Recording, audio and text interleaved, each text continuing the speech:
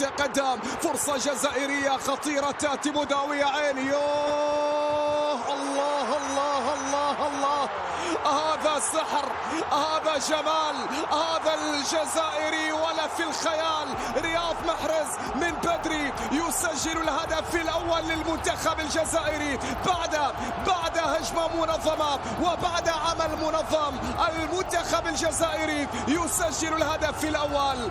المحاربون لا يتأخرون، وفي الأمر حلم لا يتأخر الجزائر عن استئناف في كتابة التاريخ. فاز المنتخب الجزائري على السودان بنتيجة 3-0 في المباراة التي أقيمت اليوم 24 من ديسمبر 2025 ضمن الجولة الأولى من دور المجموعات، المجموعة الخامسة في كأس إفريقيا 2025 المقامة في المغرب.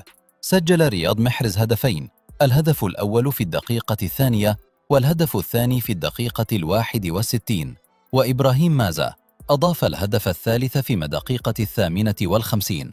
وسيطر المنتخب الجزائري على المباراة. الله يا له من جمال، يا له من دلال.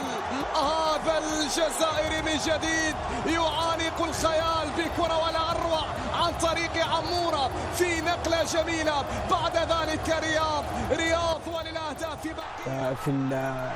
في أول دقائق المباراة تتغبى الهدف وانت خارج اصلا اطار المباراه، ذاهب انك انت تلعب في بطوله كبيره مثل هذا البطوله.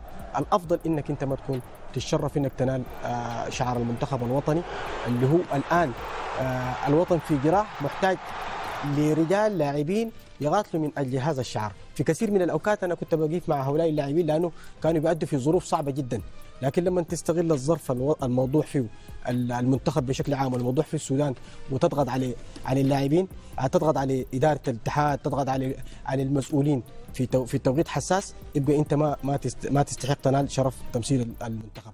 والثالث، الهدف الثالث، نعم الهدف الثالث من إبراهيم مازا يكمل الثلاثية الجزائرية هنا في الشباك السودانية.